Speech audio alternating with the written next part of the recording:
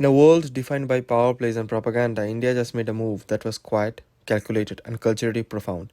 While China flexes its military muscles, India has chosen for something far more powerful, diplomatic, matured, and spiritual solidarity. This is the story of India's Tibet stand in July 2025.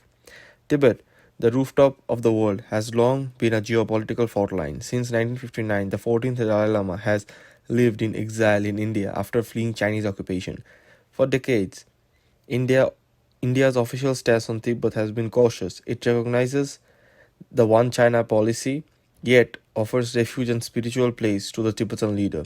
But now, a new chapter begins. In July 2025, the Dalai Lama hinted at the process for his own reincarnation, a sensitive and politically charged issue. China, as expected, claimed it alone had a right to approve the next Dalai Lama, and India responded, India responded with quiet power, respecting the Tibetan people's right to determine their own spiritual future. India didn't issue fiery statements. There was no flag wavering, no ultimatums.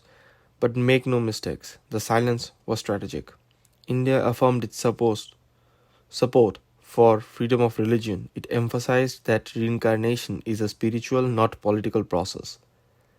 This message was subtle but sharp. It delegitimizes China's claim to spiritual authority over Tibet without triggering open conflict. China builds roads, ports, and military bases, but soft power?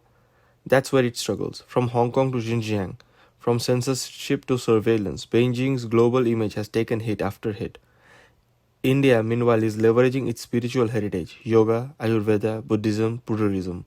With one careful response on Tibet, India is reminding the world we don't conquer, we coexist. Let's be clear the next Cold War isn't about America and Russia, it's about India and China competing in the global south Africa, Southeast Asia, Latin America. These regions are watching closely who will lead with justice, not just GDP. But honoring the Dalai Lama and upholding spiritual autonomy, India is offering moral leadership, something China cannot buy with infrastructure loans. Beijing believes in hard power control the territory, control the narrative, control the future. India believes in soft power, inspired through values, influence without force. This Tibet stance is India telling the world we don't fear China, we don't intimidate China, we transcend China. This isn't just about one reincarnation, it is about a generational shift in global influence. With one carefully worded gesture, India has affirmed religious freedoms, gained goodwill across Buddhist nations, undermined China's spiritual credibility, strengthens its image in the global south. This is real diplomacy, not drama, not bravado, just calculated maturity. What do you think? Is India soft power enough to counter China's hard muscle? Comment below and let us know. Don't forget to like, share, and subscribe for more sharp turns on Indian geopolitics.